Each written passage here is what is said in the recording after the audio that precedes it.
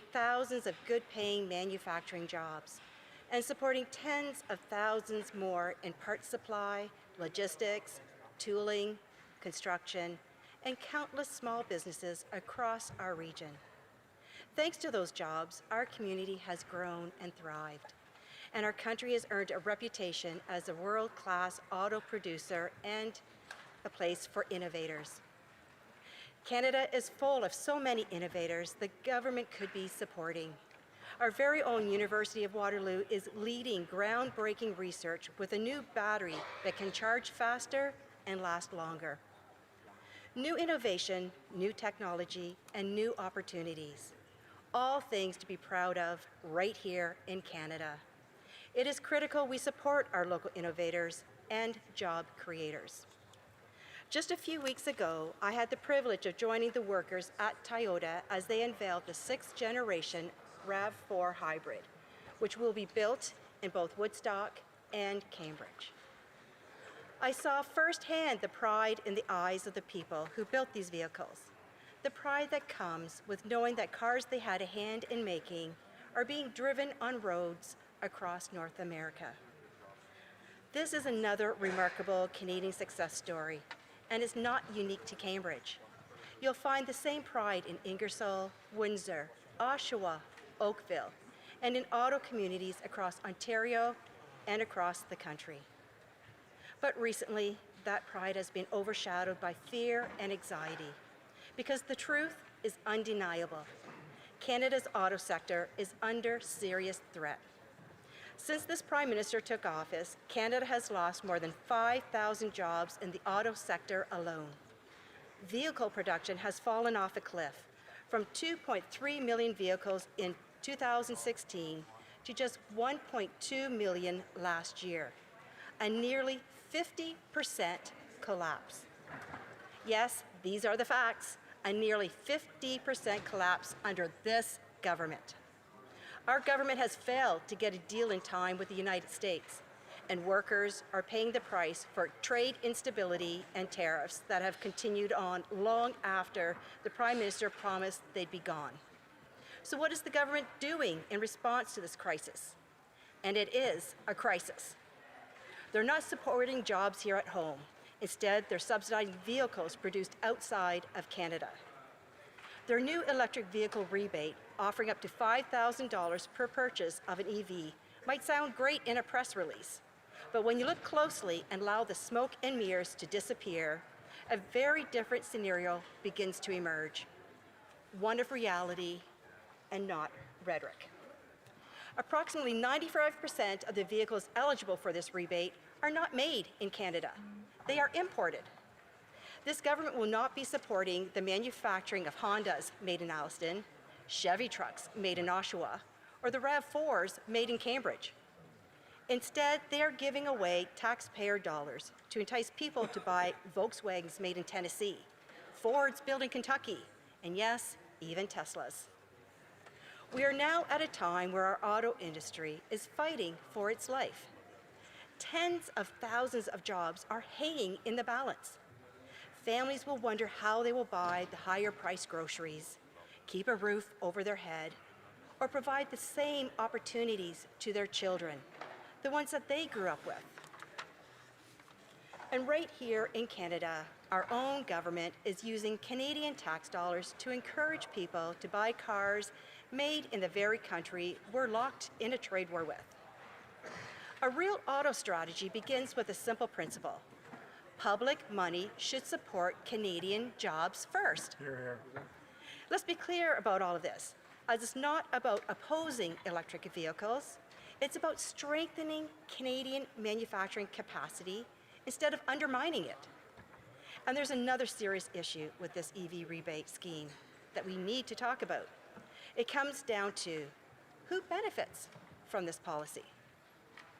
Today, a new EV can cost nearly $50,000, but most people in my community, after 10 years of skyrocketing housing costs where they doubled in price, youth and unemployment double the national average, and grocery bills that have surged, can barely afford a tank of gas, let alone a brand new vehicle. Yet this policy asks everyone to just give a little bit more. a single mom who works in a minimum wage service job, or a senior who has to return to the workforce part-time just to keep up, who are now obligated to subsidize the purchase of a $50,000 electric vehicle, one they themselves may never be able to afford. It is asking the laid-off parts workers or auto workers who have had their shifts cut to subsidize a policy that actively undermines their own economic security. Mr. Speaker, that is not fairness.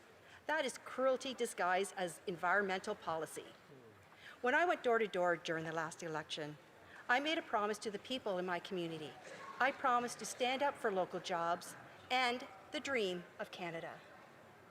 Mr. Speaker, that's why I'm standing here in the House today, to defend our workers, our families, and our community, all of which rely on the auto industry. And I'm proud to serve on a Conservative team that's putting forward practical, straightforward solutions.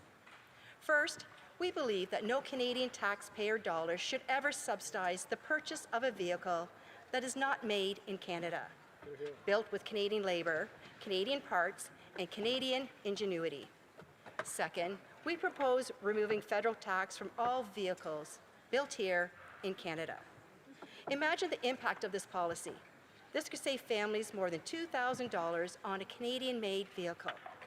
At the same time, it would boost demand for trucks and cars to be assembled in Woodstock, Cambridge, and other communities across Canada. More demand means more production. More production means more jobs. And more jobs is what makes a stronger community for everyone. Third, we're calling on the government to treat laid-off workers fairly and not pay the price for this government's failures by providing tax relief on severance payments, something the government has the authority to do. It should use that authority without hesitation. This government has left the workers at Cami and Ingersoll out in the cold. The very least this government can do is ensure those families who are now wondering where the next meal is coming from are treated with fairness and dignity during one of the most difficult times of their lives. None of this should be controversial, Mr. Speaker. Supporting Canadian workers shouldn't be controversial. Keeping Canadian tax dollars here at home to support Canadian jobs should never be controversial. Standing up for communities built on manufacturing shouldn't be controversial. This government has the opportunity to stand with us today to support the auto workers in my community and across the country. And finally, get to work doing what they promised to do so long ago. We have everything we need to succeed right here in Canada. We have the resources, we have the supply chains, we have the manufacturing capabilities, and most importantly, we have the skilled, capable labor to make it all possible. What we need is a government that'll finally step up here at home instead of selling out to Donald Trump and Elon Musk. We need a government that finally puts Canadian workers first, a government that strengthens rather than sidelines the manufacturing jobs we rely on. We carry our future, Canada's future, in our hands by the decisions that are made in this House. But it's up to this government on how they will choose to vote on policies that can make this all happen. Even if those policies are Conservative policies, Mr. Speaker, policies to support cars built in Ingersoll, built in Woodstock, built in Cambridge, the place I'm proud to call home. It starts with supporting this motion, and it starts with taking a stand for fairness, for dignity, and it starts with fighting for every single one of our Canadian manufacturing jobs. So let's unite and fight to support Canada. Thank you, Mr. Speaker. Bravo. I thank the honourable member. There's really, practically speaking, no time at this moment for the question and answer period. That will be that can follow a question period. We'll move into statements by members. Déclaration de député. The honourable member for New Westminster, Burnaby, Mallardville.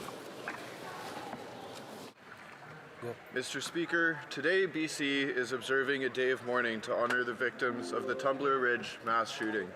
School should be a place where you learn about the world, a place where the biggest stress is a test that you didn't study enough for, or when you're late for class and the bell is ringing, a place where you make friends and catch up with them every day at lunch. School should never be a place where children fear for their lives.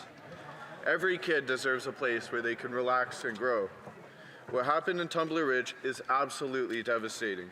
Innocent lives have been taken and many more injured. All of British Columbia, all of Canada, and so many around the world are grieving.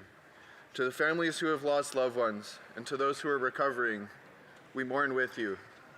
No words can make this better, but please know that you are not alone. Let's hold each other a little closer as we face this together. Thank you.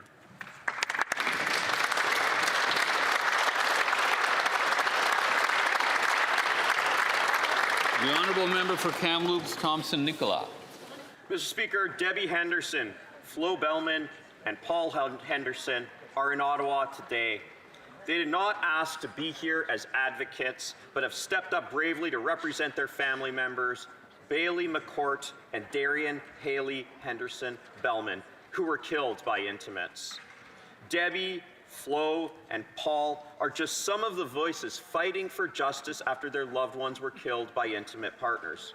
This was not a role they asked for, but they and many others have taken on advocacy to fight the good fight.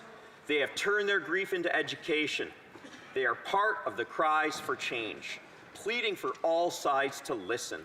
Through you, Mr. Speaker, I say to them, you have been heard.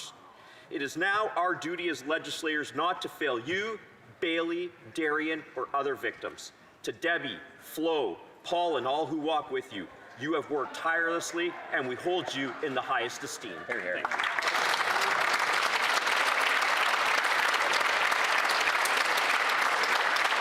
you. The honourable member for Vancouver Centre. Not there. We'll have to slow down this one. Member for Hamilton East, Stony Creek. I stand today to commemorate Serbian Statehood Day, also known as Sretinja. February 15th is a day that speaks of faith, humility, and the encounter between the human and the divine. It is also the day in 1835 when Serbia adopted its first modern constitution, a symbol of liberty, dignity, and the rule of law, values deeply shared with Canada. Our two nations stood together in the darkest hours of the 20th century. One great example is Leslie Joy Whitehead, a young Canadian woman who volunteered to serve with the Serbian Army during World War I. She marched through war-torn lands, endured capture as a prisoner of war, and fought on the front lines, a testament to the courage, compassion, and deep human bonds between our peoples. Canada offered many Serbs a new home. Serbia offered Canada devoted citizens. Together, we've built 85 years of bilateral relations that are rooted in hard work, faith, and freedom. Hear, hear. L'honorable député de Terrebonne. The Honourable Member for Terrebonne. Mr. Speaker, the night of Tuesday to Wednesday, the Anishinaabe-Kitigan-Zibi community in the Outaouais faced an overwhelming tragedy. 2 children, 2 innocents who only wanted to live, who were hopes for their community. They both lost their lives in circumstances of extreme horror. This tragedy invites us all to reflect. And this has deeply shaken both the community and all of Canada. I would like to offer my sincere condolences to the affected families and to all members of the community who are facing nameless suffering. You are in our hearts and in our prayers. Thank you.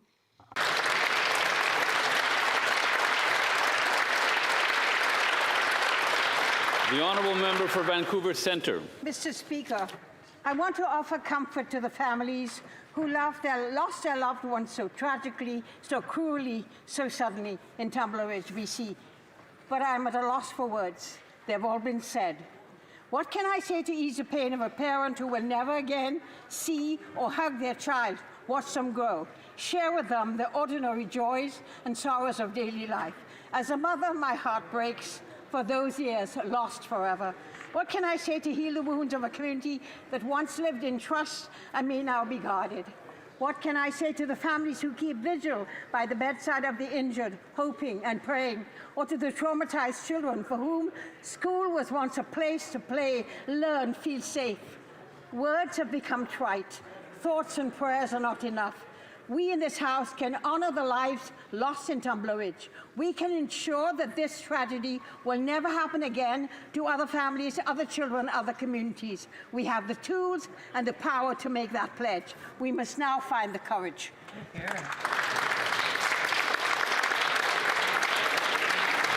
The honourable member for Long Range Mountains. I rise today to honor the life of James Feltham of Deer Lake, who we knew as Jim. He passed away just a few days ago. For 30 years, Jim devoted himself to teaching at Elwood Regional High School, and for more than 50 years, he was a pillar of the basketball community. He coached generations of young athletes, including me.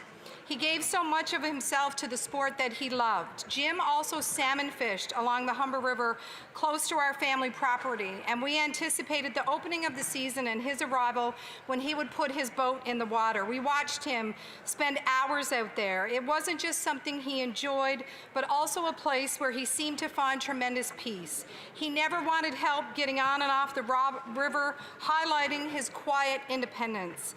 Jim's leadership, his love for his community, and his independent spirit left a lasting mark across our town. He meant something to so many of us. Today we remember him with gratitude and respect. My heartfelt condolences go to his family and all who were fortunate enough to know him.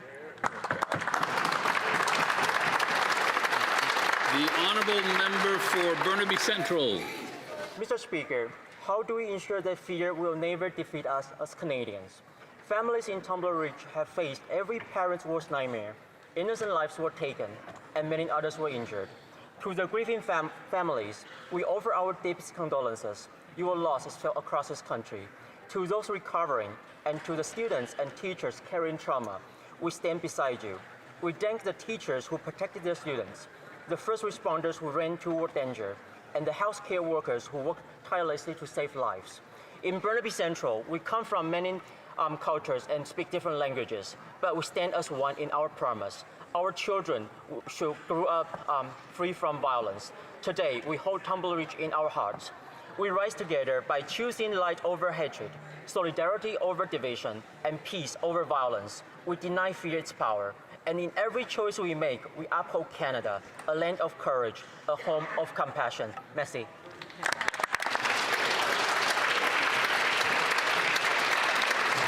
The honourable member for Richmond Hill South. Lunar New Year has been celebrated on this land for as long as Canada has been a country. When Chinese immigrants first arrived in British Columbia around the time of Confederation, they brought with them the traditions that were passed down for thousands of years. Traditions of family, renewal, gratitude, and hope. And for over a century, these celebrations have been part of Canada's history. Today, Lunar New Year is celebrated by millions of Canadians with roots tracing back to Chinese, Korean, and Vietnamese descent, and embraced by neighbors and friends of every background. The values celebrated at this time of year, like respect for elders and the generations before us, responsibility to family, generosity, and community spirit, are also conservative values. We believe strong families build strong communities, and strong communities build a strong country. It is people, not big government, who empower society and shape our future. To all those across Canada celebrating in 2026, I wish you health, prosperity, and happiness in the year ahead as we welcome the Year of the Horse. Happy Lunar New Year. Gong hei fa chai. Sining kwai lai. L'honorable député de Laurentides. The honourable member for Laurentides-Labelle. Mr. Speaker, in life there are people who inspire us with their self-sacrifice, strength, and dignity in adversity. As Veterans Affairs critic, I have met a number of exceptional people. I have come to know a world that is too little known, a world full of humanity and altruism. And there's one person in particular that I'd like to mention, one of the guardian angels who each in their own way transformed their experience of combat into a force for good. Mr. Speaker, I wish to introduce retired Captain Jocelyn Demetré, founder of the Hero Lodge, a retreat in the Northwest Territories that he funds from sales of his book. He also received the Minister's Commendation. I'd like to thank him. Jocelyn Demetré is a hero who every day pursues his mission to serve. The honourable member for Fleetwood Port Kells. Mr. Speaker, We are all heartbroken by the horrific attack at the Tumbler Ridge Secondary School. No parent should ever have to experience the loss of a child. I want to join members of the House in sharing my grief for the 9 lives lost in Tumbler Ridge on Tuesday, and to pray for the quick recovery for all the injured survivors. I also want to thank the first responders for their professionalism, which doubtlessly saved many lives. As the people of Tumbler Ridge feel the weight of their heavy loss, I want them to know that this House and this nation stands with them. Thank you, Mr. Speaker. The honourable member for Vaughan Woodbridge. Canada's housing market is sending alarming signals. New home sales in the GTA have fallen to their lowest point in 45 years, putting up to 100,000 jobs at risk. Across major markets, sales are down sharply, while builders report layoffs, and there is growing concern about their ability to stay afloat. At the same time, home ownership among Canadians 30 to 34 years old has fallen significantly over the past decade, and new housing supply is failing to keep pace with population growth. Nearly 9 in 10 Canadians now express concerns for a housing affordability, and many young people are considering leaving their communities because home ownership feels out of reach. Without action, an entire generation now risks being locked out of home ownership in their own communities. Young Canadians deserve policies that increase housing supplies. When will the Liberals collaborate with us and remove barriers to construction so we can restore the dream of home ownership for young people in this country again? Hear, hear. Hear, hear. The honourable member for Port Moody Coquitlam. Mr. Speaker, I rise today as a British Columbian to express my deepest sympathy for the people of Tumbler Ridge. Innocent lives were lost in an unimaginable tragedy that has shaken a small and deeply connected community to its core. To the families, friends, classmates, teachers, and first responders, you carry a heavy burden of grief that is almost impossible to bear. Nothing can replace the beautiful lives that were taken. They matter, and they will never be forgotten. And in this country, when tragedy strikes one community, it touches us all. Canadians don't turn away. We draw closer. We stand together. We support and love one another. And that is who we are, and that is what it means to be Canadian.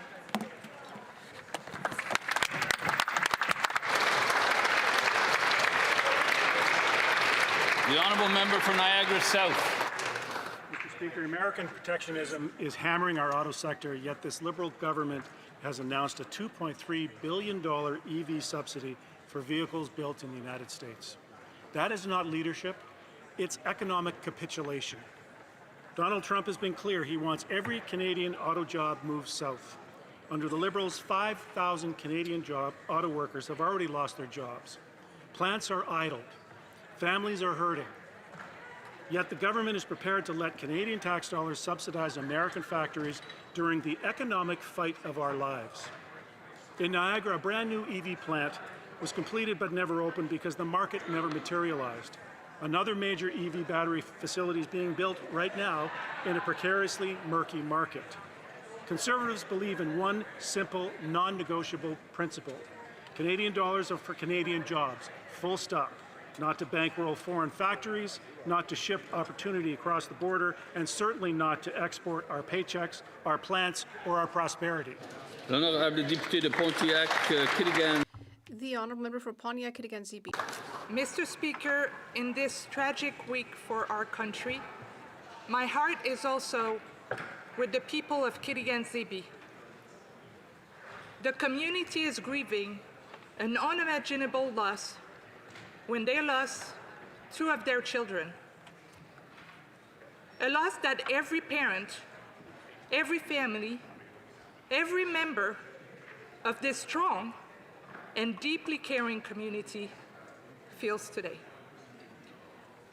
To the people of Kitigan Zibi, I want to say this. You are not alone. We stand with you. We're mourning with you. À la famille et aux to the family and loved ones, our thoughts and our prayers are with you as you start out on this path of both grief and healing. We walk with you, Miigwech.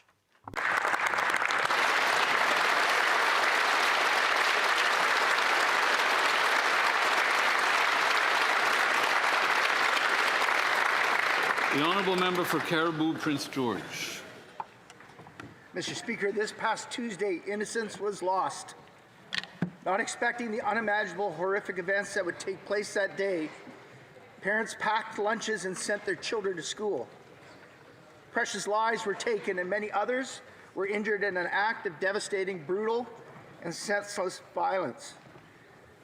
Mr. Speaker, long after the political statements are made and the flags are raised and the cameras are gone, this day must forever be etched in our hearts and minds, because the families in Tumbler Ridge are forever changed. And they're now facing unmanageable grief. The grief of silent classrooms, of empty seats around the dinner table, of parents replaying the last goodbye, wishing they had held on to their child just a little bit longer, or told them that they loved them. The sorrow that we feel is almost too heavy to bear. On behalf of the families in my riding in Caribou, Prince George, many of whom, like mine, have friends and relatives in Tumbler Ridge, I extend our deepest condolences. To the students whose sense of safety has forever been shaken and lives forever changed, we are here for you. To the teachers whose courage and selflessness saved lives.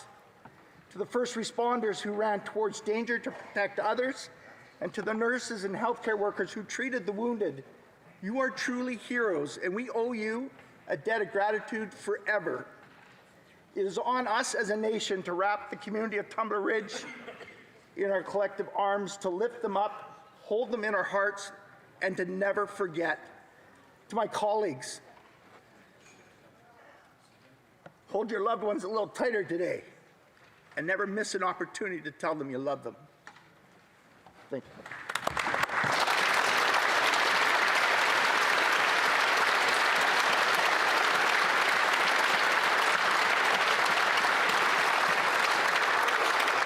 The honourable member for Coquitlam, Port Coquitlam. Mr. Speaker, Tuesday's tragic events at Tumbler Ridge Secondary School have left a community devastated.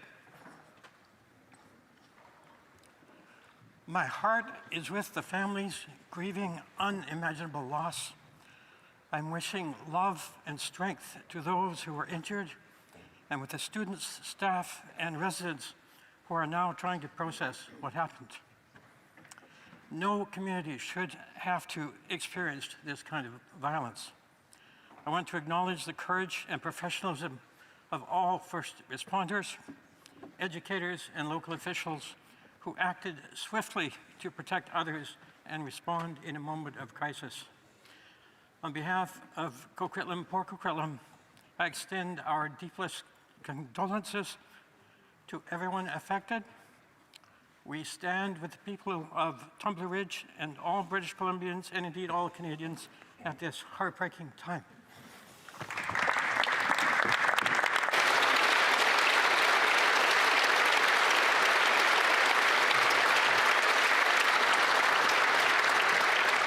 Oral questions, questions orales. The honourable member for Regina Capel. Thank you very much, Mr. Speaker. On behalf of the official opposition, I would like to reiterate the messages of condolences and support from this House to the victims who are still fighting for their lives, for those whose lives were cut short, and for their families, and for the community still reeling from the senseless shooting in Tumbler Ridge, BC. Je souhaite réitérer le message de... I wish to repeat the condolences and support of this House to those families affected, those whose lives were tragically taken. Our condolences and thoughts to the very shaken community. As to the support being provided, and share any news that would be appropriate as this investigation proceeds. The Honourable Government House Leader. Thank you, Mr. Speaker. I thank my honourable colleague for his question. Been grieving since the horrific events of Tuesday, and nowhere is that grief more deeply felt than in the community of Tumbler Ridge itself. The residents have come together to support each other in this time of indescribable pain, and obviously, Mr. Speaker, we want to assure them they are not alone. The Minister of Public Safety is in Tumbler Ridge working with colleagues, including the Member of Parliament, working with provincial and municipal partners to hear directly from the community and coordinating with those levels of government. Service Canada officials are planning to be present very soon on the ground as well, and we expect that further updates will be provided from the RCMP as information becomes available and as their investigation progresses. Finally, Mr. Speaker, at the invitation of the Mayor of Tumbler Ridge, the Prime Minister will be traveling to the community on Friday to attend a vigil in memory of the victims of this week's tragic shootings, and the Prime Minister has invited leaders of all parties to accompany him to the community. Mr. Speaker, this has been a dark week in the history of our country, and I know we will all, working together, get through this, and we continue to send our heartfelt best wishes and sympathies to the people of Tumbler Ridge.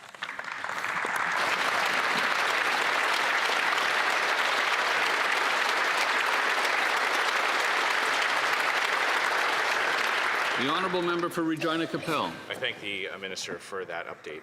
Mr. Speaker, the Canadian dream of home ownership is fading for too many young Canadians. Despite lots of announcements, the actual results from the Liberal housing plan is downright depressing. Home ownership among 30 to 34-year-olds has fallen to 52%. New home sales are down from 45% in the GTA and 56% in Vancouver. In fact, the government's own housing agency is predicting that new home starts will fall, not increase, by more than 18% for the next 3 years. It's clear more bureaucracy isn't the answer. When will the government adopt the Conservative plan to kickstart home building by removing the GST on all new homes and restore the dream of home ownership for young Canadians? The Honourable Parliamentary Secretary to the Minister for Housing and Infrastructure. Thank you, Mr. Speaker. Our government cares deeply about affordability for young Canadians, and that's why before the House right now is the Build Canada Homes Act. Build Canada Homes is about strengthening Canada's future by creating a modern, resilient housing industry. We are building an industry that protects our economy, empowers our workers, and gives Canadians, especially young Canadians, the affordable housing they need. The Build Canada Homes Act is before this House. We hope the members opposite will support it. The honourable member for Regina Capel. Speaker, the government's own data shows that building bureaucracy doesn't actually get results. But the Liberals also have it backwards on the auto sector. In the last 10 years of the Liberal government, the number of vehicles produced in Canada has fallen from 2.3 million cars to 1.2 million. Their plan forced working Canadians to send their tax dollars to subsidize the purchase of EVs that most Canadians cannot afford, and the vast majority of which of those EVs sold in Canada are not made in Canada. That means some of the biggest winners of this subsidy program are American auto workers. Instead of forcing Canadian workers to subsidize foreign-made vehicles, why not adopt the Conservative plan and remove the GST on all new vehicles? The Honourable Minister of Industry. I would like first and foremost to extend my, of course, prayers and heart to the victims and families in Tumbler Ridge, and know that this government is in support of those affected. Mr. Speaker, I would like to remind my colleague that the money that is going to be supported in EV incentives is actually for Canadians, at a time where we need to make sure that affordability is at the core of everything we do as a government. And that is why Canadians need to be able to have access to more money to afford the right cars, including those made in Canada. Thank you. The Honourable Member for Charlebourg, Haute-Saint-Charles. Mr. Speaker, the number of cars manufactured in Canada has decreased by half compared to 2016, and over 5,000 jobs have been lost. To add insult to injury, the Prime Minister has introduced an auto strategy that subsidizes EVs made in foreign countries. However, on this side of the House, we have a better idea. Why not ease the burden on Canadian workers and taxpayers by cutting these subsidies for EVs manufactured abroad? Do they think it's a good idea? Yes or no? The Honourable Minister. Mr. Speaker, what is a good idea is our auto strategy. Our auto strategy is welcomed and applauded by the industry by the industry's workers, by all those who want to make sure that they are employed today, tomorrow, and in 10 years in that sector. The world is moving toward electrification of transportation. We need to modernize. We need to go in that direction, and that's why we have our auto strategy. Why are they ideologically opposed to not only affordability, but also electric transportation? The honourable member for Charlebourg, Haute-Saint-Charles. So does that mean that the global market is doing well and that Quebec's and that Canadian market is not? Now, Mr. Speaker, Quebec City, as we know, has always been a tight-knit community, a place where you can buy a house, raise a family in total safety. But now, Mr. Speaker, we must say that the Liberals have increased immigration so much that it has become impossible for young people to buy their first home, even in Quebec City. One thing is certain, that doesn't seem to bother the mayor of Quebec City, who celebrates this terrible situation in the Globe and Mail. Will the Minister of Immigration finally admit that the disproportionate immigration levels imposed on Quebec are preventing young Quebecers from buying a home and starting a family? The Honourable Parliamentary Secretary. Thank you, Mr. Speaker. It's ironic to hear the member talking about affordability. The mandate of Build Canada Homes is to build affordable homes all over the country. There are sectors going through tough times right now, like steel, lumber, aluminum. We are going to protect industries, protect jobs, and we are going to build homes that are affordable to people. There are also a lot of helpful NGOs. Will they stand up for their constituents and their ridings and vote for the budget, Mr. Speaker? That's the real question. The honourable member for Charlebourg, Haute-Saint-Charles. I don't think she understood my question. She should read an article published yesterday. In the article, Étienne Alexandre Beauregard, who's a young Quebec intellectual, warned that the war on cars, radical environmentalism, and overly restrictive immigration levels are changing Quebec's unique identity. Young people can no longer afford to build a home, and Quebec City's Liberal MPs, just like the mayor of Quebec, refuse to face the facts. Can the Minister of Immigration finally admit that by exceeding Quebec's intake and integration capacity for immigrants, her Liberal government has caused house prices to skyrocket, preventing young people from becoming homeowners? The Parliamentary Secretary. Mr. Speaker, day after day, what the Conservatives have for us is slogans. They don't have a plan. They don't have suggestions. All they do is block things. Canadians expect that their members of parliament stand up to defend their interests. We have a plan. Our plan is Budget 2025, which is still stuck in committee being blocked. We want to have a strong economy today, a strong economy tomorrow, and we want to support workers going through tough times. So will the Conservatives support us and work with us, setting their ego aside? Once again, I, the Speaker, am standing. The honourable member for Saint-Jean. Mr. Speaker, according to the government, 85,000 pensioners are experiencing issues with their old age security benefits because of the CURAM software. The government has been aware of this since June. Still today, they refuse to take action. Meanwhile, the cost of CURAM has skyrocketed. It went from $1.75 billion to over $6 billion. 85,000 Canadians are suffering from a software that has a cost overrun of $5 billion. But the Liberals feel that everything is fine and dandy. Our patience has run out. Will the Prime Minister order a commission of inquiry on CURAM? The Honourable Minister. This project was actually under budget. Over 7 million seniors are now receiving their benefits on time through a modern system. The total cost of CURAM is the cost for 4 distinct projects. $1.75 billion was the amount for that project, and $6.6 billion was the amount approved for the total duration of the project. If the member knows of anyone affected, she can give us their names and we will help them. The honourable member for Saint-Jean. Mr. Speaker, the government's own numbers estimate that 85,000 retirees are affected by CURAM issues, but the ministers tell us that we can give them the names of those who are affected if there are problems. There are 85,000 people experiencing problems, according to the government's own estimates. And the cost overrun for the software ballooned from $1.75 billion to $6.6 billion.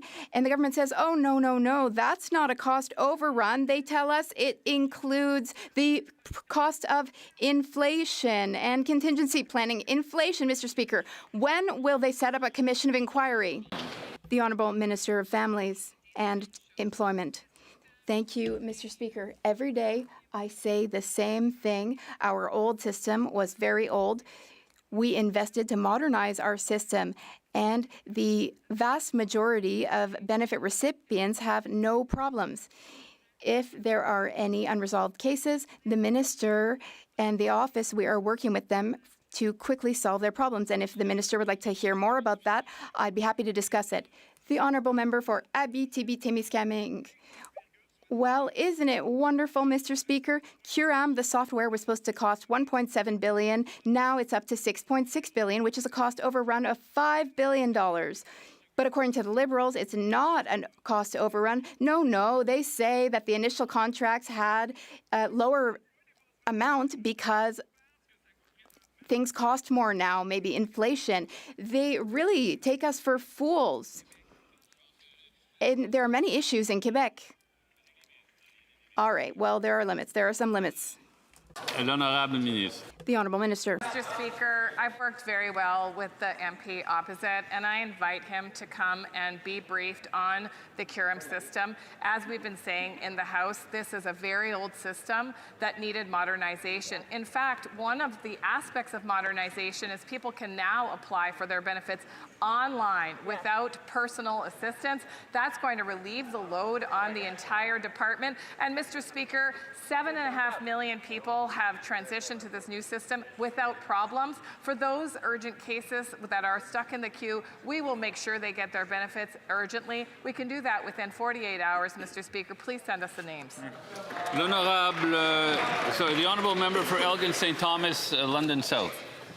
Thank you, Mr. Speaker. The dream of home ownership is now a fantasy for more and more young Canadians. 93% of them are saying that they are concerned about the state of housing. Nearly half of them believe they will have to leave their own communities because they can't afford to live there. The government's own housing agency says home building will drop over the next 3 years and prices will go up even more. But I've got good news for the Liberals. We have a solution. A Conservative government would remove the GST on new homes under $1.3 million to make them more affordable. Why won't the Liberals do it? The Honourable Parliamentary Secretary to the Minister of Housing and Infrastructure. Mr. Speaker, I have good news for the Conservatives. There are 2 bills before this House that they can support that improve affordability for young Canadians. The first is the Budget Implementation Act, which brings in the first-time home ownership GST rebate. The second thing it brings in is housing infrastructure that brings down the cost of housing. Wow. And on top of that, they can support the Build Canada Homes Act, which is catalyzing modern methods of construction and creating jobs for young Canadians. Excellent. The Honourable Member for Elgin St. Thomas, London South. Mr. Speaker, the only thing these Liberals are building is false hope and bureaucracy. Liberal house flippers and penthouse dwellers profit while young Canadians pay the price. On this side of the House, we listen to the experts. The London Home Builders Association told me this week that builders have to spend tens of thousands of dollars per home just on red tape and regulations. Every dollar spent on bureaucracy pushes homes further out of reach for young Canadians. Ontario lost 10,000 home building jobs last year because no one is able to build. When will the Liberals reverse course, cut the red tape, and scrap the GST on homes for families? Exactly. The Honourable Parliamentary Secretary. I know the members' community I know is riding very well. They expect better than hurling insults. That's not a way to get things done in this House of Commons, Mr. Speaker. The point is, and he talks about the London Home Builders Association, it's good. We met this week as well. They talked about, among other things, the Housing Accelerator Fund, which in St. Thomas alone is leading to duplexes, triplexes, fourplexes, mid-rise apartments, and row houses. We're going to continue in that vein, working with municipalities, because we're going to get things done for Canadians and not play games. The Honourable Member for York Centre. Speaker, because of the Liberals, the dream of home ownership is fading for young Canadians. According to CMHC, new housing starts will drop every year for the next 3 years. Nearly half of Canadians say they have to move out of the community they grew up in because they can't afford a home. Instead of incentivizing new construction, the Liberals are building a fourth housing bureaucracy called Build Canada Homes. For what? Why won't the Liberals adopt our Conservative plan, remove the GST of all new homes, and get construction going in Canada? The Honourable Parliamentary Secretary. Thank you, Mr. Speaker. More good news. Build Canada Homes is delivering affordable housing for Canadians. In just 100 days, they have secured landmark agreements with the provinces and the cities. Wow. Advanced building on 6 federal lands. They're lining up thousands of affordable homes, grounds with shovels in the ground very soon. And over the past month alone, they have projects underway in Nova Scotia, Quebec, Ontario, and they're setting forth on delivering 7,500 new homes. Wow. This is how we catalyze a new home building industry. And you know what? Keep the momentum going. Support Build Canada Homes Act. Hear, hear. The Honourable Member for York Centre. The only thing the Liberals are building is a 4th housing agency. More desk jobs for Liberal insiders and more Liberal waste. But CMHC is telling them their housing plan is dead on arrival. New housing starts will fall every year for the next 3 years. Builders are laying off workers, and Build is warning that 100,000 construction jobs are now at risk. So instead of building a 4th government agency, why won't they adopt our Conservative plan, remove the GST of all new construction so young people can afford to buy a home? Hear, hear.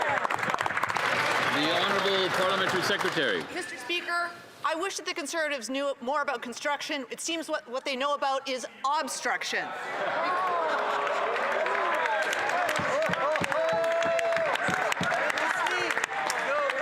Mr. Speaker, if these Conservatives cared about building homes for young Canadians, they would pass the 2 bills that we have before the House right now.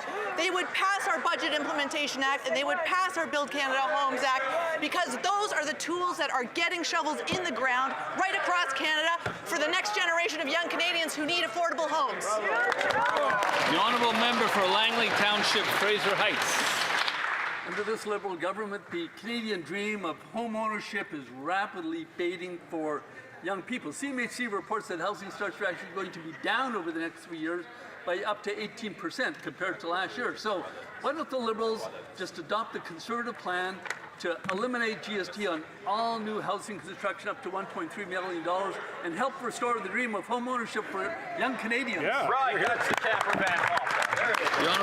The Honourable Secretary of State for Financial Institutions. Mr. Speaker, thoughts and prayers for the community of Tumbler Ridge. That's a party that's not serious about housing. Their leader called middle-class housing shacks, co-op housing Soviet style. Yeah. There's members on that side that mocked modular homes. Wow. And to cap it all off, that leader told his members not to advocate for housing programs in their ridings that would have helped their ridings. On this side of the House, we're serious about building housing. Budget 2025 is going to deliver housing like we've not seen built in generations. Thank you, Mr. Speaker. Honourable Member for Langley Township, Fraser Heights. Well, Mr. Speaker, that answer is completely unacceptable. The Canadian Homeowners Association, Builders Association, says that 5 years ago, new housing starts in the ownership market stood at 69%, the rest being in the rental market. Last year, that number had dropped down to 49%. So despite all the nice talk, clearly the Liberal plans are not helpful for prospective new buyers. So again, why don't they just adopt our plans and help restore the dream of homeownership once again for Canadians? Well, great job, Jacob. Great job. The Honourable Parliamentary Secretary. Speaker, our big focus is to build as many housing as possible. We're going to build that housing through Canada Build Homes. We're going to build that housing on federal lands, just like in my community in Ottawa Centre, where we're repurposing federal buildings, we're repurposing federal lands to build housing, and we will do that across the country. Some slogans is not going to cut it, as we see from the opposition. They need to stop obstructing. They need to part Bill C-20 so we can start building housing across this land.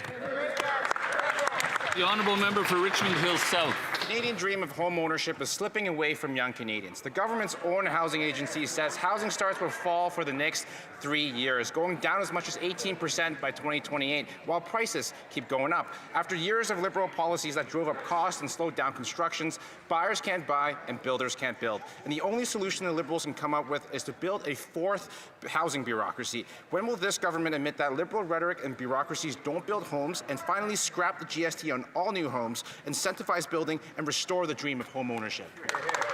Honourable Parliamentary Secretary to the Minister of Housing and Infrastructure. Well, Mr. Speaker, it's regrettable the member opposite is in supportive of Build Canada Homes. I was just in his riding, where we actually announced a project, and I spoke with the residents that are living in affordable housing there, and they talked about how important it was. So we know that with Budget 2025, we're working to accelerate construction. We're cutting delays. We're increasing permitting capacity. We're working with local governments to get more homes built. While we're doing that, they're voting against expanding mortgage rate criteria for young Canadians. They're voting against the first-time savings account, and they're voting against the GST credit for first-time homebuyers. Why? The Honourable Member for Drummond. Mr. Speaker, next Tuesday, Quebec will attend a UNESCO conference and continue its efforts to protect cultural diversity from the hegemony of web giants. Quebec will join forces with European countries to ensure that the 2005 UNESCO Convention, which protects all cultures in the context of globalization, also applies to the digital world. But it's not a done deal, because since Quebec is not yet a country, Canada votes on our behalf. And last June, Canada did not vote in favour of adopting a binding protocol. This time, Mr. Speaker, will Canada reconsider? The Honourable Minister of Culture, Canadian Culture and Identity. Thank you, Mr. Speaker. It goes without saying that my predecessor at the last meeting really did a good job. I don't have anything that I can reveal yet, but we're on a similar wavelength. The Honourable Member for Drummond. Well, you see, Mr. Speaker, Canada votes on behalf of Quebec at UNESCO, and last June, Canada did not vote in favour of a binding protocol to protect our cultural sovereignty from web giants. Worse still, the government then proceeded to scrap the digital services tax that would have forced the GAFAM group to pay a minimum of royalties that could have supported our culture and our media organizations.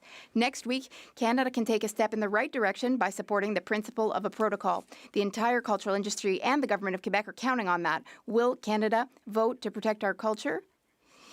A yes or a no, particularly yes, would be much better than the answer we just got, Mr. Speaker. The Honourable Minister.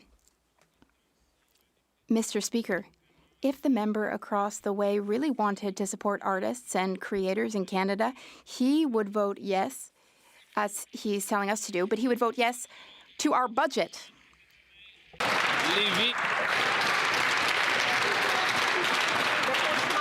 The Honourable Member for Bellechasse et Saint-Chemin-Lévis. The Phoenix fiasco is back to haunt us. The Phoenix pay system deprived thousands of civil servants of their pay for weeks, for months. We all remember that. Today, there's the CURAM software. The Liberals are creating a Phoenix fiasco for seniors, but on a larger scale, according to federal employees. This project was supposed to cost $1.7 billion. The bill has skyrocketed now up to $6.6 billion. 93% of employees give the project a failing grade, Mr. Speaker. Why do the Liberals insist on repeating the same IT mistakes, billion after billions of dollars, at the expense of retirees, Mr. Speaker? The Honourable Secretary of State for Seniors. We're modernizing a very old system. If we had not done anything or taken action, that would have been very problematic for seniors and their benefits. Currently, mistakes are being corrected and retroactive payments are guaranteed. If there are any individual cases, members across the way can give us their names and we will address those cases. The Honourable Member for Bellechasse, Les Échemins, Lévis. Well, that's a very embarrassing response, Mr. Speaker. There are retirees who've been waiting for their benefits for 9 months. It's shameful. Ministers are hiding the truth from Canadians. Ministers and public servants are being instructed not to mention the name of the CURAM software. Why is the minister more interested in hiding her own incompetence than in helping our seniors receive their benefits on time? They really need those benefits, Mr. Speaker. The Honourable Government House Leader. Mr. Speaker, of course, seniors need to receive their pension. And we will, of course, ensure that. Over 7 million people are receiving their pension benefits through the software. The minister has been reassuring people every day, but the opposition just keeps asking the same question day after day, and we keep telling them the same thing. If they have any names, they should send them to us, or people can speak directly to Service Canada. The minister offered members across the way a briefing session. They should take the minister up on that and learn more about the CURAM software. Charlevoix. The honourable member from Montmorency. Mr. Speaker, like across Quebec, families are spending more than 30% of their income to keep a roof over their heads. Vacancy rates are extremely low and housing insecurity continues to rise. Not knowing whether you'll be able to pay your rent or not causes stress and anxiety and constant pressure on the mental health of our young people and families. After 10 years of Liberal policies that have caused housing costs to skyrocket, how much longer will families have to live in uncertainty before this government takes real action to increase the housing supply and keep prices down? The Honourable Parliamentary Secretary. Thank you, Mr. Speaker. We're not taking Canadians for fools. They know that who is working for them in terms of affordability. Mr. Speaker, they don't have a plan or a solution, just rhetoric. On our end, we've already had agreements across Quebec. We had one with Nova Scotia as well, and the Nunavut. We are going to accelerate building construction for affordable homes, and that is the mission of Build Canada Homes. We're going to do with Canadian supplies, with Canadian workers. We're going to support our industry, build more homes. And the question is, are they going to really be there for their citizens? Thank you. The honourable member for Montmorency, Charlevoix. The Liberals like to pat each other on the back, but the CMHC now forecasted nearly 20% drop in housing starts by 2028, and that means fewer homes, even less supply, and even more pressure on prices. Meanwhile, 93% of our young people say that they're concerned about the housing situation in the country, and 86% of builders fear for the survival of their companies. The industry itself is talking about a lost decade for home ownership. If the Liberals are going to take inspiration from our ideas every week, why don't they adopt our plan to cut GST on all new homes to boost construction and give young people to have the dream of ownership again? Mr. Speaker, we know that young Canadians are going through tough times right now with the cost of living and the cost of rent. But the good news is Build Canada Homes is already seeing results. In the first 100 days, we've moved to action. We've established major agreements with some provinces, and these projects won't be able to move forward until the opposition supports our budget and C-15 and the bill on Build Canada Homes. We need their cooperation. If they're really here for their citizens, they need to vote with us. Thank you. The honourable member for Lévis-Lotbinière. Mr. Speaker, the Canadian dream of home ownership is fading for young Canadians. In its new report, the CMHC indicates that housing starts in 2028 could fall by as much as 18.1% over last year. The Canadian Home Builders Association says that current conditions will create a lost decade for home ownership in Canada. When will the government adopt our plan to stimulate residential construction by cutting the GST on all new homes so that our young people can once again hope to have their own homes? The Honourable Parliamentary Secretary. Thank you, Mr. Speaker. With Build Canada Homes, we're responding to what Canadians really need. They want us to build homes that meet their needs and budgets. And all the member across the way is doing is talking about cutting GST on all homes. Just get rid of the tax, they say. I don't imagine how they could expect to govern if they're just obstructing. So, but we do have a real plan. It's called the Budget 2025, and we hope that they will approve it. Thank you. The honourable member for New Westminster, Burnaby-Mallardville.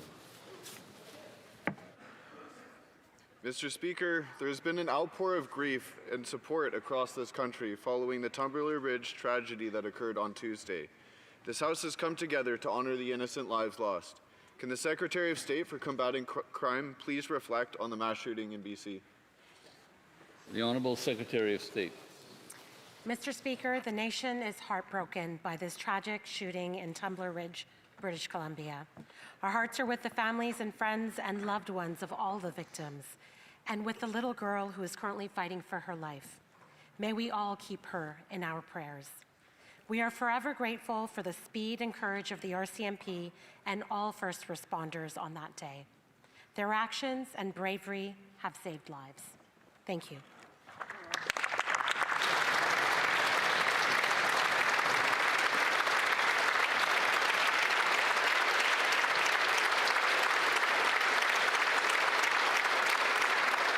The honourable member for Kildonan St. Paul. Despite the Liberals signing on to $52 billion to create an EV supply chain in Canada, the vast majority of EVs bought here are not made here. And now, despite the massive government subsidies, the auto companies are recording multi-billion-dollar losses on EVs and abandoning or delaying EV projects. But the Liberals now are doubling down with their new $2.3 billion EV subsidy, where Canadian workers will be forced to subsidize the purchase of foreign-made EVs, including EVs made in the United States. At a time like this, Mr. Speaker, it's unconscionable. Will the Liberals reverse course and stop Canadian tax dollars from funding the American-made EVs?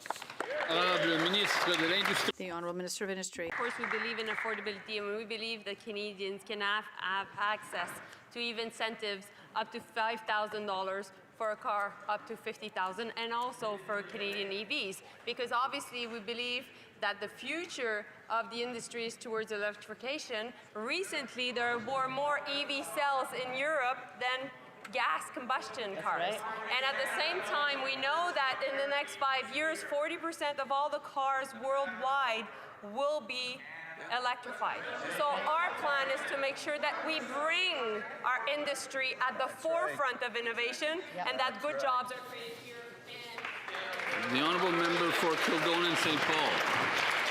Mr. Speaker, the bottom line is the American tariffs have cost 5,000 jobs in Canada's auto sector and tens of thousands more jobs in the manufacturing sector across the board. And meanwhile, the Liberals created a $2.3 billion taxpayer-funded program that will subsidize the purchase of American-made EVs to the direct benefit of the American auto sector when they're trying to destroy our auto sector. This is wrong, and the minister can easily rectify this. Will she do that? The Honourable Minister. I have a lot of time for my colleague, a lot of respect for her, but she also knows that our auto industry is facing obviously important challenges, but it took months for the Conservatives to actually denounce the U.S. tariffs on auto. And we know that the entire sector is integrated within North America, Canada, U.S., Mexico. Now, when she's talking about EVs made in the U.S., she has to take into account, and Conservatives need to take into account, that Canadian auto parts are part of these EVs. Is she going after the Canadian auto parts workers all across Ontario? That's my question. The honourable member for Dufferin-Caledon. On Tuesday afternoon and Tuesday evening, I was in Toronto with the Unifor Skilled Trades Council conference. Those are the men and women that actually work in our auto plants to make sure the machinery and equipment works. And when I told them that their tax dollars were going to go to subsidize the purchase of American EVs, they were outraged and disgusted. Actually, they couldn't believe it was happening. So it's simple. Why would Canadian tax dollars be going to subsidize American EVs when Donald Trump is trying to kill our auto industry? Will they show they care about auto workers by cancelling the rebates for American EVs? The Honourable Minister. Mr. Speaker, finally, my colleague met with the Unifor workers. It took him months to do that. We've been in contact with Unifor since the get-go, before even U.S. tariffs were imposed. We've been in contact with them to make sure that we would be working together as one Team Canada, because it took also months for the Conservatives to actually denounce the U.S. tariffs on the workers. We're there with the industry, from industry, businesses, to auto workers, unions. Everybody's in favor of the auto strategy, including Premier Ford. Why are they? The honourable member for Dufferin-Caledon. I have met with auto workers for the past 2 years. It's how we came up with our policy to take the HST off of all Canadian autos. It's actually the union workers' idea. What isn't their idea is to give their tax dollars to Donald Trump's America to build American vehicles. And these Liberals will not answer this question. Why are they giving these subsidies to EVs made in America when Donald Trump's stated goal is to destroy the Canadian auto industry? It's embarrassing, it's disgraceful, it's disgusting. They should look Canadian auto workers in the eye and apologize, but I know they won't. Hear, hear. The Honourable Parliamentary Secretary. Mr. Speaker, I've known the colleague for a long time. He does have passion, I'll grant him that. Sometimes that passion leads him to act a bit too quickly.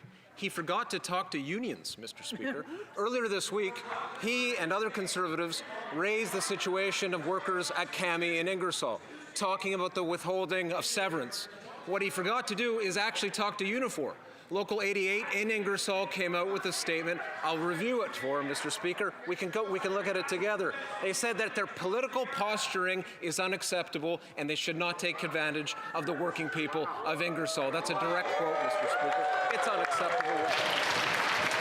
The Honourable Member for Niagara Falls, Niagara-on-the-Lake.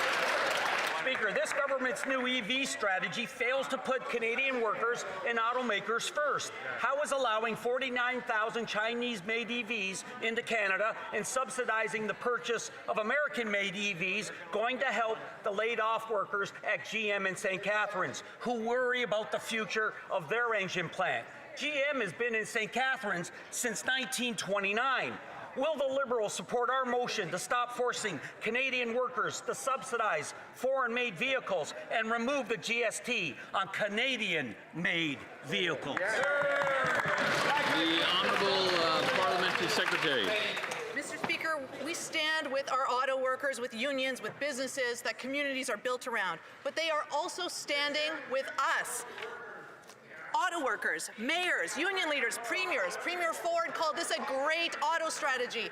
But let me read this to the House. The president of Unifor Local 200 in Windsor, who chairs Unifor's Auto Council, says he's ecstatic over the measures put in place as part of Canada's auto strategy. He says, we're putting a third shift on. We want to make sure that third shift stays. This incentive is so important to our community. I was ecstatic to see the government put that in place. The Honourable Member for Niagara Falls, Niagara-on-the-Lake. Speaker, that member's not talking to the Unifor members in St. Catharines, who had an EV battery engine that was planned there, and GM moved it out because there's no sales. This government of Canada should not be subsidizing American-made EVs using Canadian taxpayers' money, especially when U.S. actions have already cost 5,000 Canadian auto worker jobs. Will the Liberals simply join us and finally put Canadians first and support our Conservative motion to remove the GST on Canadian-made vehicles?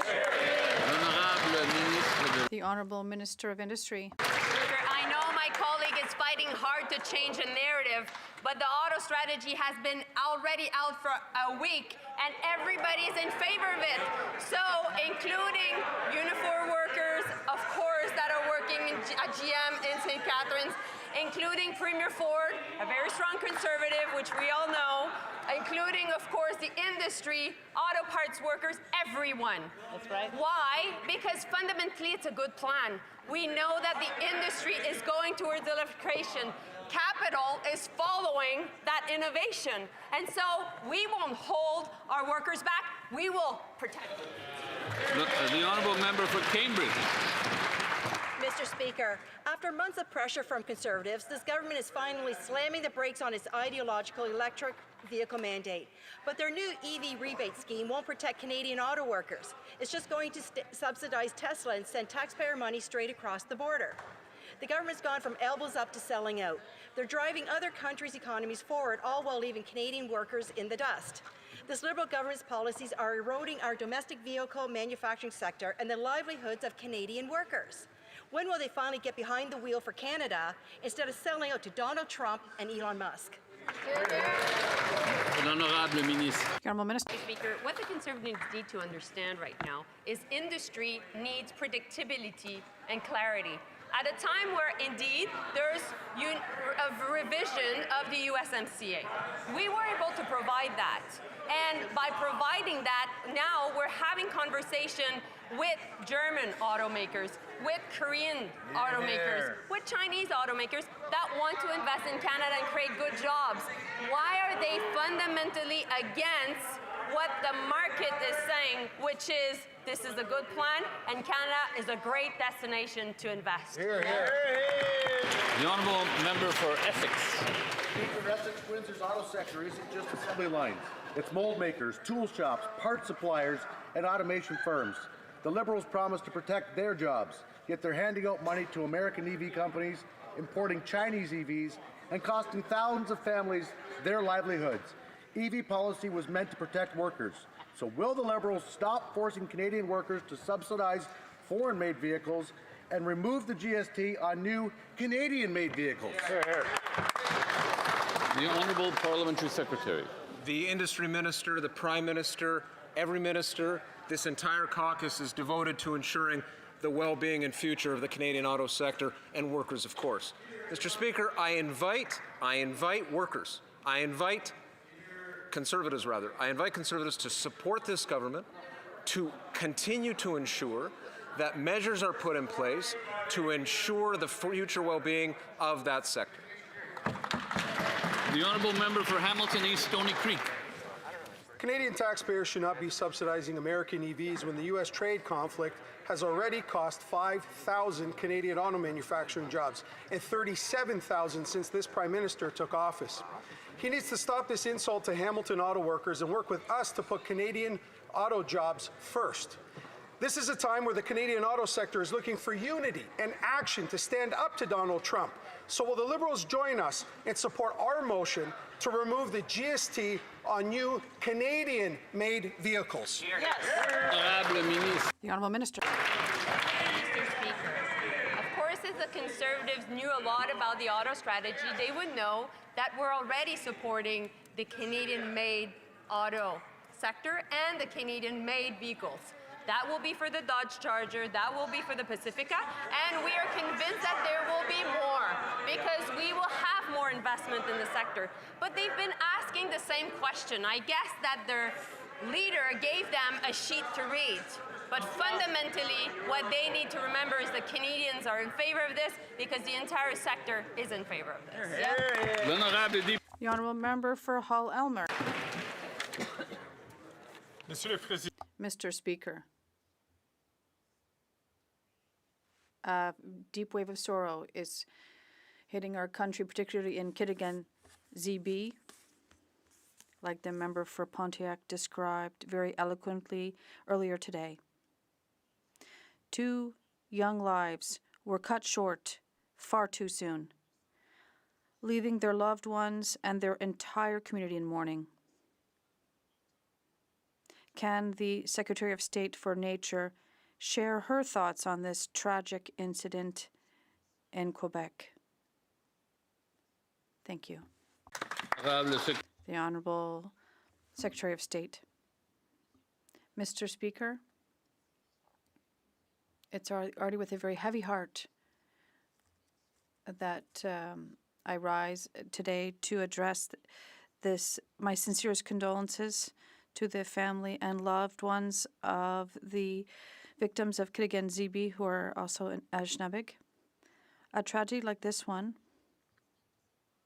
which adds to this already dark week, it is inexplicable. Using children as weapons to hurt others is unexplainable, and I am fully supporting this community and for everyone who is behind them. And all of my colleagues are as well. And with all of those who will have to intervene with this family and their loved ones, we have first responders, the healthcare community. It's really hard to understand the situation. So I'd like you to know that my thoughts are with you.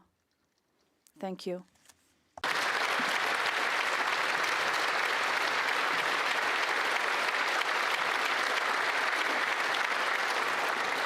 The honourable member for Abbotsford South Langley. Mr. Speaker, British Columbia is facing a public safety crisis. Extortion is now at record highs, and my community members are living in constant fear. Abbotsford Police have been clear. They are calling on elected officials to act urgently and work across party lines to confront these growing threats. Canadian safety matter now. Will the Liberals act today vote for our Conservative plan, supported by the BC NDP Premier, to ensure those convicted of serious crimes cannot exploit our refugee system in order to stay in Canada. Good question. The Honourable Secretary of State for International Development. Mr. Speaker, the Premier of the province, the Mayor of Abbotsford, the Police Chief of Abbotsford have all said, please go across party lines, get C2 pass, get C12 pass, get C14. I used to think that maybe it's obstruction that they're doing, but really I think they don't even read the bills. Because if they read the bills, they would know it would be very impactful to pass them, legislate them, and get the tools to the police that need them right away. Thank you. The Honourable Member for Saskatoon West. Apparently that minister wasn't around on Tuesday. Mr. Speaker, extortion is real, and newcomers to Canada are the ones that suffer. Here's an example of an extortion letter from Abbotsford. Warning, we are Indian gang members. We want our share from your businesses like protection money.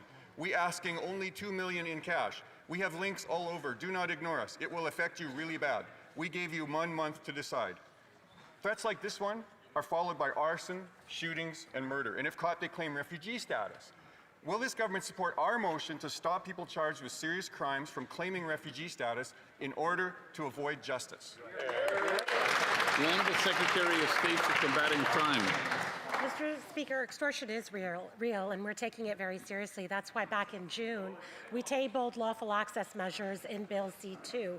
Those measures would make it possible for police to quickly investigate these types of crimes and child predator crimes as well, Mr. Speaker. It's important for us to give law enforcement the tools that they need to keep up with criminals.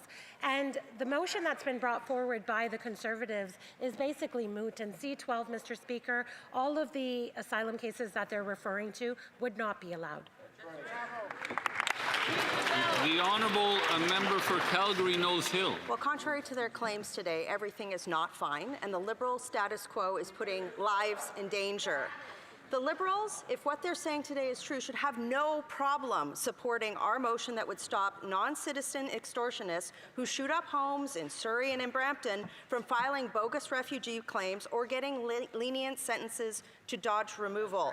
Why are the Liberals so determined to keep allowing non-citizen extortionists to break the law and stay here? The Honourable Secretary of State.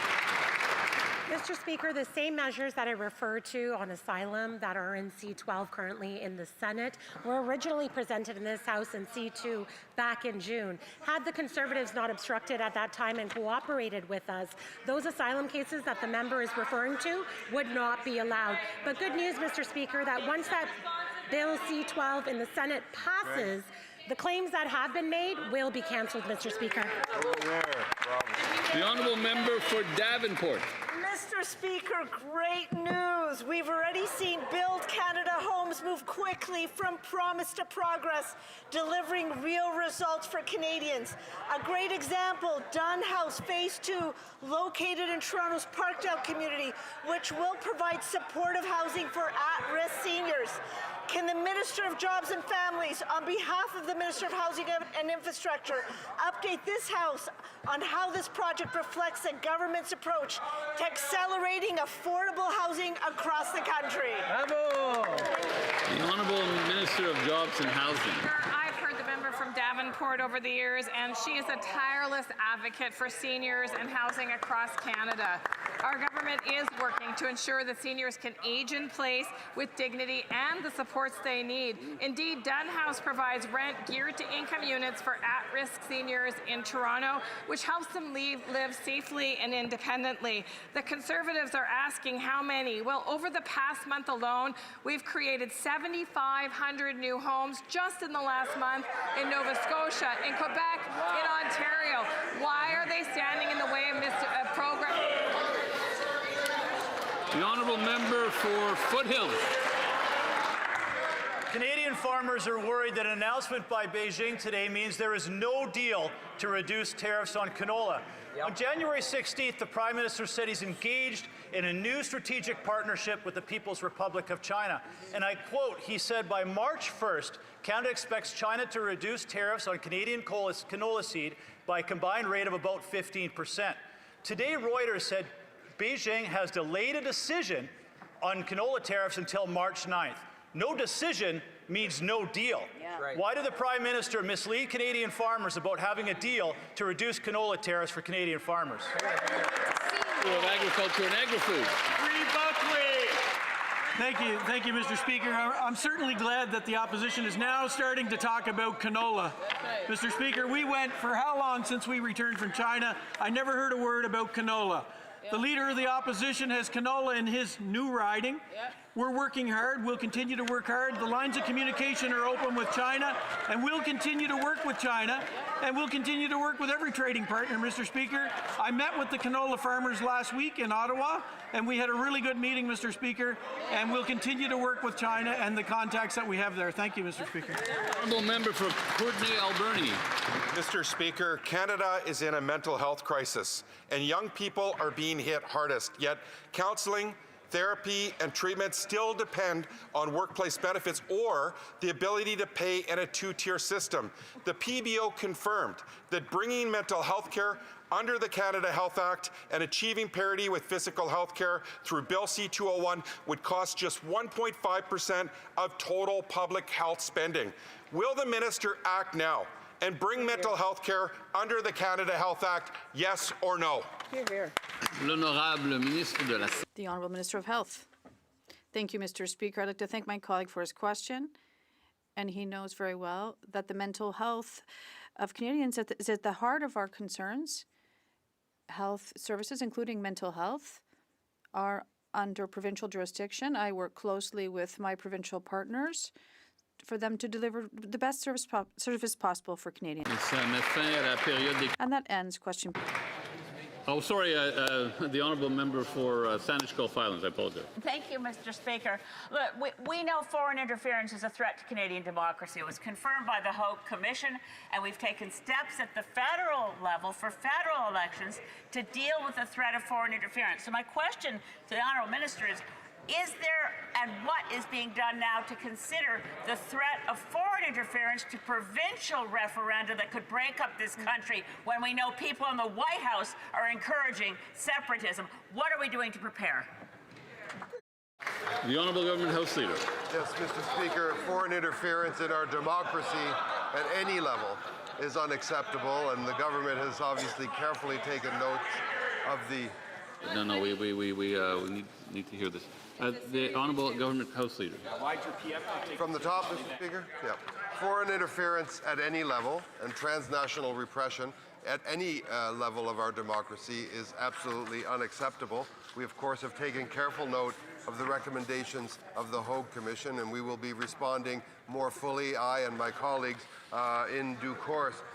We have, of course, as the member pointed out, taken steps to protect Canada from our adversaries and to provide more information to the public about these threats. We will stand firm against attempts to undermine our democracy, and Mr. Speaker, we will take very firm steps to prevent people undermining our unity as well. Hear, hear. L'honorable député. The honourable member. Thank you. Je juge avoir quand même utilisé un propos non parlementaire. Well, I believe that I use non-parliamentary language, and I'd like to withdraw that language. That's highly appreciated. Thank you very much. It being 3:13, pursuant to order made on Wednesday, February 11th, 2026, the House will now proceed to the taking of the deferred recorded division on the motion of Ms. Rempel Gardner relating to the business of supply. Call in the members. Thank you.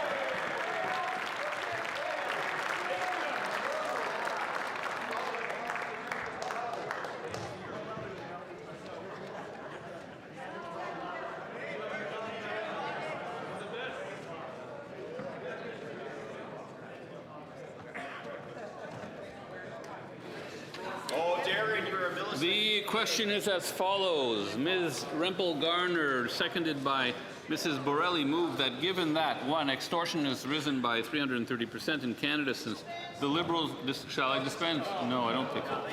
Extortion has risen by 330% in Canada since the Liberals were elected. Two, Liberals voted against Conservative motions to end loopholes for false refugee claimants seeking asylum. Three, Liberals voted against tougher sentencing for extortionists proposed by Conservative Bill C-381, an act to amend the Criminal Code extortion.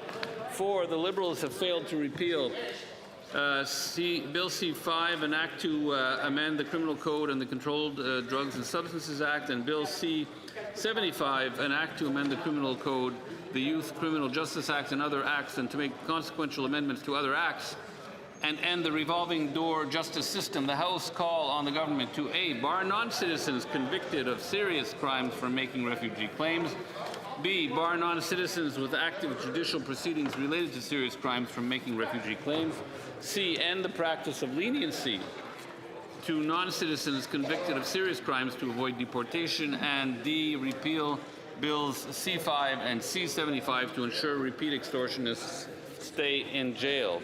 The 10-minute period for members voting electronically has started, and the House will now proceed to the vote for members participating in person. Que tous ceux qui appuient la motion... All those in favor of the motion will please rise. Mr. Doherty. Mr. Schmale. Mr. Schmale. Mr. Bazan. Mr. Bazan. Mr. Dentel. Mr. Deltel. Ms. Lewis Haldeman Norfolk. Ms. Lewis Haldeman Norfolk. Mrs. Stubbs. Mrs. Stubbs. Mr. Barlow. Mr. Barlow. Mr. Chambers. Mr. Chambers. Mr. Albus. Mr. Albus. Mr. Caputo. Mr. Caputo. Mr. Small. Mr. Small. Mr. Brassard. Mr. Brassard. Mr. Moore. Mr. Moore. Mrs. Cramp-Nyman. Mrs. Cramp-Nyman. Mr. Morin. Mr. Morin. Mr. Ross. Mr. Ross. Madame Vien. Madame Vien. Monsieur Godin. Monsieur Godin. Monsieur Martel. Monsieur Martel. Ms. Rempel-Garner. Ms. Rempel-Garner. Mr. Cooper. Mr. Cooper. Mr. Lawrence. Mr. Lawrence. Mr. Van Popta. Mr. Van Popta. Mr. Kelly. Mr. Kelly. Mr. Généreux. Mr. Généreux. Mr. Gould. Mr. Gould. Mr. Viss. Mr. Viss. Mr. Baldinelli. Mr. Baldinelli. Mr. Reddicock. Mr. Reddicock. Mr. Ho. Mr. Ho. Ms. Gladue. Ms. Gladue. Mr. Majumdar. Mr. Majumdar. Mrs. Goodrich. Ms. Goodrich. Mr. Bragdon. Mr. Bragdon. Monsieur Mallet, Kapuskasing, Timmins, Mushkagawak. Monsieur Mallet, Kapuskasing, Timmins, Mushkagawak. Monsieur Lefebvre. Monsieur Lefebvre. Mrs. Gallant. Mrs. Gallant. Mr. Vierson. Mr. Vierson. Mr. Diot. Mr. Diot. Mr. Williamson. Mr. Williamson. Mr. Falk Provencher. Mr. Falk Provencher. Mr. Macaulay. Mr. Macaulay. Mrs. Jansen. Mrs. Jansen. Mr. Abu Taif. Mr. Abu Taif. Mr. Dalton. Mr. Dalton. Mr. Dowdle. Mr. Dowdle. Mr. Cram. Mr. Cram. Mr. Tolmie. Mr. Tolmie. Mr. Lewis Essex. Mr. Lewis Essex. Mr. Patzer. Mr. Patzer.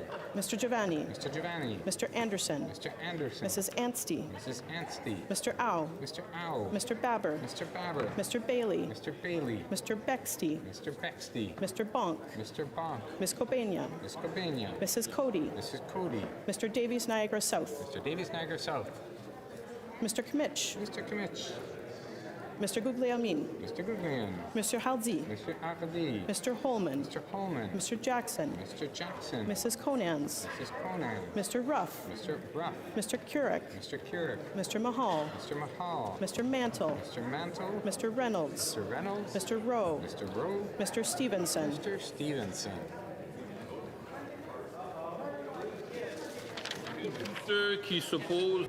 All those opposed to the motion will please rise. McKinnon-Gatineau. Mr. McKinnon-Gatineau. Mr. McDonald-Malpac. Mr. McDonald-Malpac. Ms. Thompson. Miss Thompson. Madame Michel. Madame Michel. Ms. Olszewski. Ms. Olszewski. Mrs. Valdez. Mrs. Valdez. Mr. Duclos. Mr. Duclos. Madame Petitpas-Taylor. Madame Petitpas-Taylor. Mr. Dogood. Mr. Dogood. Ms. Chagger. Miss Chagger. Mr. Osborne. Mr. Osborne. Mr. Fragascatos. Mr. Fragascatos. Ms. Sahota. Miss Sahota. Mr. Bélanger, Sudbury, Desnathe, Mississippi, Churchill River. Mr. Bélanger, Desnathe, Mississippi, Churchill River. Mr. Garrettson. Mr. Garrettson. Mr. Sarai. Mr. Sarai. Mr. Long. Mr. Long. Madame Chenette. Madame Chenette. Ms. Latencio. Miss Latanzio. Mr. Nakfi. Mr. Nakfi. Ms. Jasic. Ms. Jazik. Mr. Fisher. Mr. Fisher. Madame Chatel. Madame Chatel. Mrs. Romanado. Mrs. Romanado. Mr. Lewis Kitchener-Conestoga. Mr. Lewis Kitchener-Conestoga. Mr. Grant. Mr. Grant. Mr. Bardisi. Mr. Bardisi. Madame Kayabaga. Madame Kayabaga. Mr. Lamoureux. Mr. Lamoureux. Mr. Kellaway. Mr. Kellaway. Ms. Chi. Miss Chi. Mr. Miles. Mr. Miles. Mr. Abu Taif. Mr. Assassi. Al-Khoury. Mr. Al-Khoury. Mr. Fergus. Mr. Fergus. Mr. Fonseca. Mr. Fonseca. Mr. Yakino. Mr. Yakino. Mr. Lozon. Mr. Lozon. Mr. Maloney. Mr. Maloney. Ms. Suds. Ms. Suds. Madame Desrochers. Madame Desrochers. Ms. McKelvey. Ms. McKelvey. Mr. Gasparo. Mr. Gasparo. Mr. Hanley. Mr. Hanley. Madame Rochefort. Madame Rochefort. Mr. Casey. Mr. Casey. Madame Fortier. Madame Fortier. Mr. Baptiste. Mr. Baptiste. Madame Lavac. Madame Lavac. Mr. Ramsey. Monsieur Ramsey. Ms. Church. Ms. Church. Mr. McKinnon, Coquitlam, Port Coquitlam. Mr. McKinnon, Coquitlam, Port Coquitlam. Mr. Morrissey. Mr. Morrissey. Ms. Cedar Brampton South. Ms. Cedar Brampton South. Ms. Vandenbelt. Ms. Vandenbelt. Mrs. Zaid. Mrs. Zaid. Mr. Baker. Mr. Baker. Monsieur d'Entremont. Monsieur d'Entremont. Madame Lalonde. Madame Lalonde. Mr. Weiler. Mr. Weiler. Monsieur Zuberi. Monsieur Zuberi. Mr. Ailfson. Mr. Ailson. Madame Lapointe Rivière des Mille-Îles. Madame Lapointe Rivière des Mille-Îles. Ms. Hefner. Ms. Hefner. Mr. Sousa. Mr. Sousa. Ms. Akan. Ms. Khan. Mr. Al Saoud. Mr. Al Saoud. Madame Auguste. Madame Auguste. Mr. Chang. Mr. Chang. Mr. Clark. Mr. Clark. Mr. Connors. Mr. Connors. Madame Dandurand. Madame Landurand. Monsieur Deschênes Thériault. Monsieur Deschênes Thériault. Ms. Fancy. Ms. Fancy. Mr. Fanjoy. Mr. Fanjoy. Ms. Harrison. Ms. Harrison. Ms. Hurtle. Ms. Hurtle. Monsieur Joseph. Monsieur Joseph. Monsieur Lavoie. Monsieur Lavoie. Mr. McDonald Cardigan. Mr. McDonald Cardigan. Mr. Mallette Bay of Quinty. Mr. Mallette Bay of Quinty. Ms. Miedema. Ms. Miedema. Madame Mingarelli. Madame Mingarelli. Ms. Nathan. Ms. Nathan. Monsieur Tumba. Monsieur Tumba. Ms. O'Rourke. Ms. O'Rourke. Mr. Rana. Mr. Rana. Ms. Royer. Ms. Royer. Mr. Saini. Mr. Saini. Mr. Sari. Monsieur Sari. Mr. Sawatsky. Mr. Sawatsky. Ms. Sodi. Ms. Sodi. Mr. St. Pierre. Mr. St. Pierre. Monsieur Villeneuve. Monsieur Villeneuve. Monsieur Watchhorn. Monsieur Watchhorn. Monsieur Fortin. Monsieur Fortin. Monsieur Thériault. Monsieur Thériault. Monsieur Deschênes. Monsieur Deschênes. Madame Larouche. Madame Larouche. Madame de Bellefeuille. Madame de Bellefeuille. Monsieur Beaulieu. Monsieur Beaulieu. Monsieur Blanchette-Jonca. Monsieur Blanchette-Jonca. Monsieur Lemire. Monsieur Lemire. Mr. Johns. Mr. Johns. Ms. May. Ms. May. Chambre attendra maintenant la fin de la... The House will now await the end of the electronic voting period before proceeding.